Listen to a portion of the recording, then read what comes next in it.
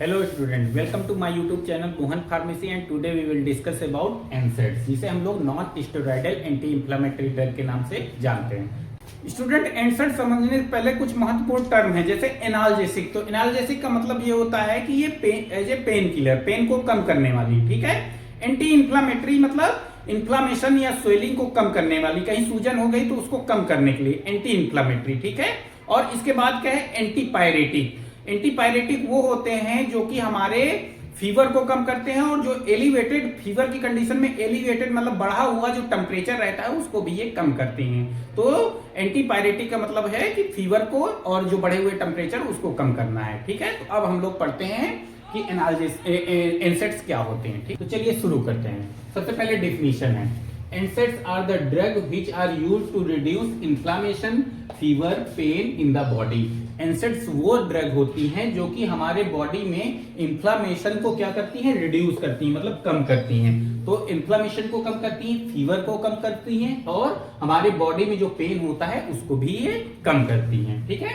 इसके बाद and these drug do not contain steroidal ring in chemical structure are called NSAIDs। कहने का मतलब ये है कि एनसेड्स में जो जितनी भी ये ड्रग्स पाई जाती हैं, इन सब ड्रग्स के जब केमिकल स्ट्रक्चर इनका देखेंगे तो इनके किसी भी ड्रग के केमिकल स्ट्रक्चर में कोई भी स्टेरॉयडल रिंग नहीं पाई जाती, इसीलिए इनको बोलते हैं नॉन स्टेरॉयडल। मतलब इनके जो भी ड्रग हैं, इनके स्ट्रक्चर में कोई भी स्टेरॉयडल रिंग नहीं पाई जाएगी, इसलिए इनको non steroidal anti inflammatory drug कहते हैं।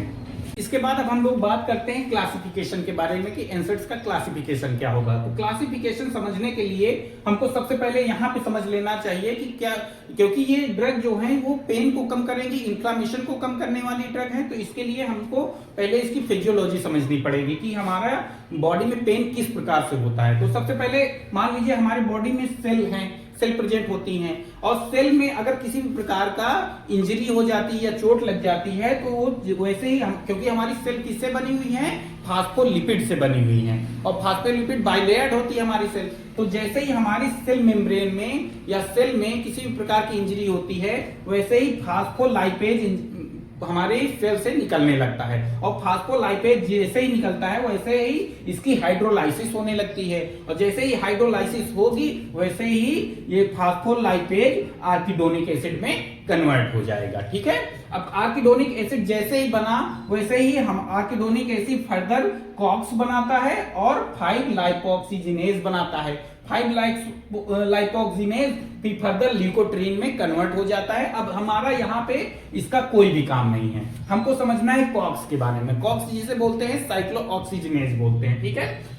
फिर फर्दर जो साइक्लोऑक्सीजिनेज है वो फर्दर कॉक्स 1, कॉक्स 2 और कॉक्स 3 में कन्वर्ट हो जाता है, ठीक है। अब हमारे लिए सबसे ज्यादा जरूरी कॉक्स 1 और कॉक्स 2 है, ठीक है। तो कॉक्स 1 जैसे ही अब हमारे लिए कॉक्स, जाहिर सी बात है, कॉक्स बनने के बाद, साइक्लोऑक्सीजिनेज बनने के बाद, इसके बाद वो फिर फर्दर हमारे प्रोस्टाग्लैंडिन निकालने लगता है, जिसकी वजह से पेन होता है। अगर प्रोस्टाग्लैंडिन हमारे बॉडी में नहीं निकलता तो हमारे बॉडी में किसी भी प्रकार के पेन की अनुभूति नहीं होगी, या कह सकते हो पेन हमको फील नहीं होगा किसी भी प्रकार से।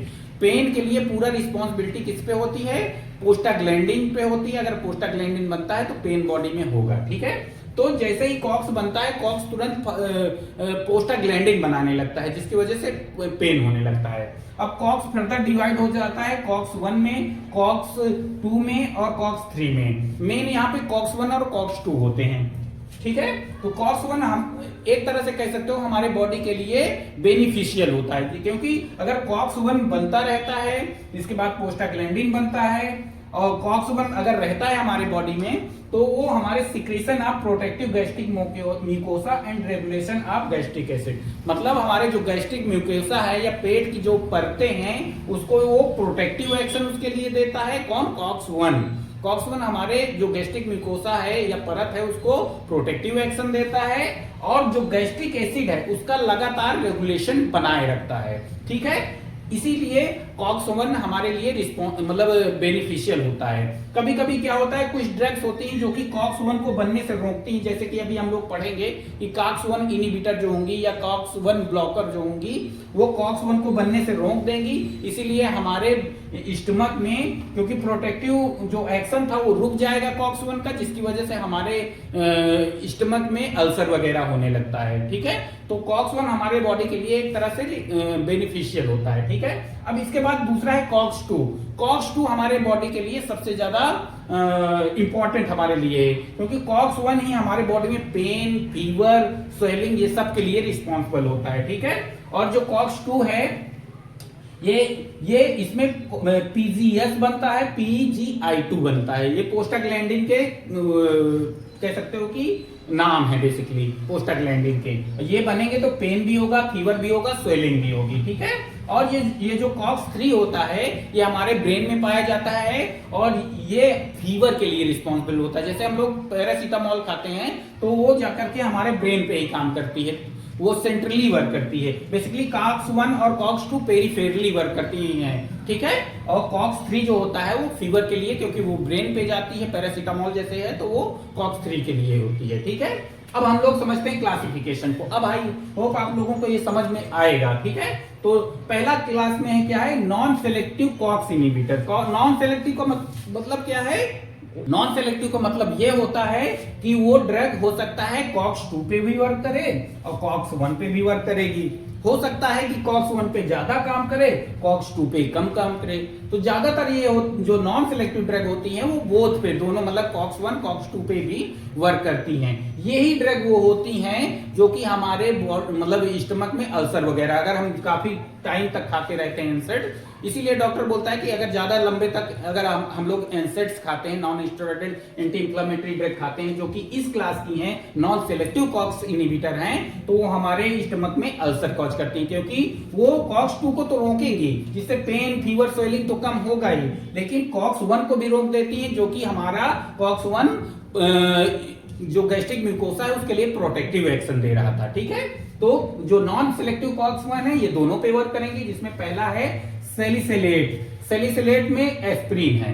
एस्प्रिन एक तरह से और काम करती है, ये हमारे जो ब्लड होता है उसको थिन कर देती, पतला कर देती है। तो जैसे कि अगर हमारे बॉडी में अगर कहीं पे क्लॉटिंग वगैरह हुई है तो उसमें भी हमको राहत भी मिलती है। तो मेन इसका काम होता है सैलिसिलेट का, एस्प्रिन का पेन किलर में। ठीक है, ये नॉन सेलेक्टिव कॉक्स इनिबिटर है। ठीक है, इस सैलिसिलेट में। इसके बाद क्या है, propionic acid derivative. Propionic acid derivative में कौन कौन सी है, आइबुप्रोफेन है, नेप्रोक्सेन है और कीटोप्रोफेन है। ठीक है, ये 3 ड्रग, ये भी नॉन सेलेक्टिव कॉक्स इनिबिटर है। ठीक है, इसके बाद दूसरा है एंथ्रानिलिक एसिड डेरिवेटिव है। एंथ्रानिलिक एसिड डेरिवेटिव जिसमें मेफेनेमिक एसिड वगैरह आता है, ये भी बहुत अच्छा ही एक प्रकार की मतलब पेन किलर है। ठीक है, इसके बाद एराइल एस्टिक एसिड डेरिवेटिव है, जिसमें डाइक्लोफिनैक, एसिक्लोफिनैक आता है।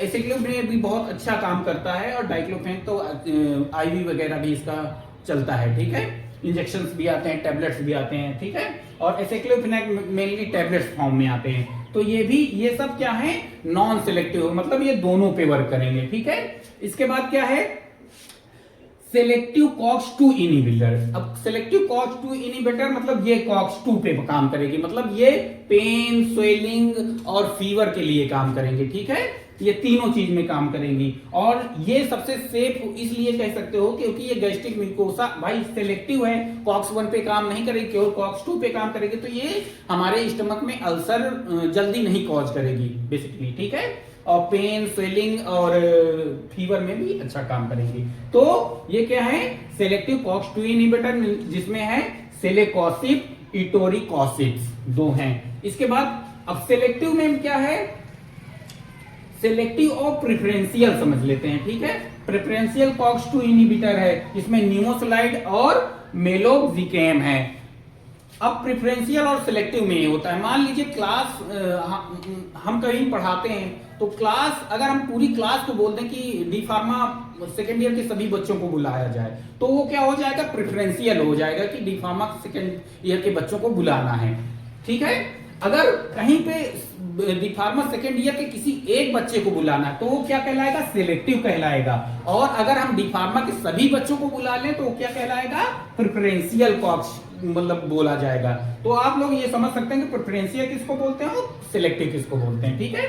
तो ये हो गया। इसके बाद लास्ट में है analgesic antipyretic with poor anti inflammatory action. इस एंटी इंफ्लामेटरी एक्शन मतलब इसमें क्या है, पैरा एमिनोफिनोलिक डेरिवेटिव जिसमें पैरासीटामोल आता है।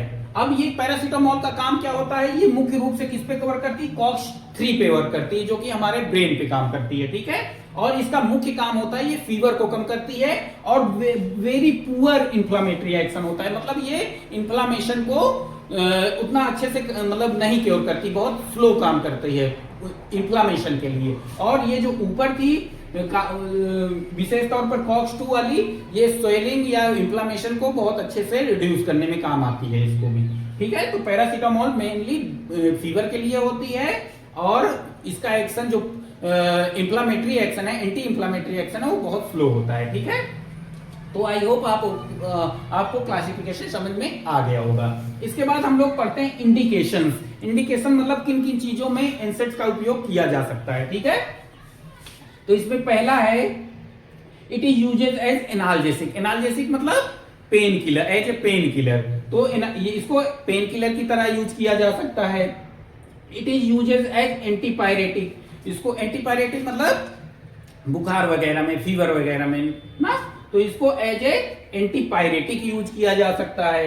It is use as a anti inflammatory agent. इसको एंटी इंफ्लामेटरी की तरह भी यूज किया जा सकता है। इसके बाद क्या है, it is use as a rheumatoid arthritis. ये र्यूमेटॉइड अर्थराइटिस में यूज किया जाता है। और aspirin use in prevention of blood clot. जैसे मैंने पहले बताया कि जो एस्पिरिन है, जो सैलिसिलेट्स का डेरिवेटिव है एस्पिरिन, वो कहने का मतलब यही है कि वो ब्लड को क्लॉट होने से भी रोकता है, क्योंकि वो ब्लड को थिन कर देता है, पतला कर देता है। इसके बाद इसको हेडेक वगैरह में भी, हेडेक ट्रीटमेंट में भी यूज किया जा सकता है। ट्रीटमेंट ऑफ माइग्रेन, माइग्रेन के ट्रीटमेंट में भी यूज किया जाता है। गाउट मतलब गठिया में यूज किया जाता है। और टूथ एचेज मतलब दांत वगैरह में कहीं दर्द हो गया है ना, तो दांत दर्द में भी इसका एनसेड्स का उपयोग किया जाता है, ठीक है। इसके बाद कुछ ड्रग्स हैं जो एनसेड्स हैं, जिनकी डोजेस के बारे में देख लेते हैं। जैसे एस्प्रिन है, तो एस्प्रिन 300 मिलीग्राम से 600 मिलीग्राम, मतलब कम से कम 300 मिलीग्राम और मैक्सिमम डोज 600 मिलीग्राम तक इसको यूज कर सकते हैं और ओरली इसको यूज करते हैं। इसी तरह पैरासीटामोल की डोज है 500 मिलीग्राम से 1000 मिलीग्राम तक होती है मैक्सिमम। आइबुप्रोफेन का 400 मिलीग्राम से 800 मिलीग्राम तक मैक्सिमम यूज होता है। और इंडोमेथासिन का 25 से 75 मिलीग्राम तक यूज होता है। फेनाइल ब्यूटाजोन का 400 से 800 मिलीग्राम तक यूज होता है। और ये जितनी भी ड्रग हैं, इनका ओरली ही मैक्सिमम यूज होता है, ठीक है। तो आई होप आप लोगों को ये non steroidal anti inflammatory drug समझ में आ गया होगा। अगर आपको कुछ चीजें इसमें कंफ्यूजन है या कोई चीजें नहीं समझ में आई हैं, तो आप लोग कमेंट करिए। हम आपकी जितनी भी प्रॉब्लम्स हैं उनको सॉल्व करने की कोशिश करेंगे। और अगर आपको ये वीडियो पसंद आया है तो लाइक, सब्सक्राइब एंड शेयर कर दीजिए, क्योंकि काफ़ी दिनों बाद हम लोग वीडियो बना रहे हैं। अगर आपको किसी और टॉपिक के बारे में भी जानना है तो आप लोग कमेंट करिए। हम प्रयास करेंगे कि उस टॉपिक पे भी वीडियो आए, ठीक है। धन्यवाद।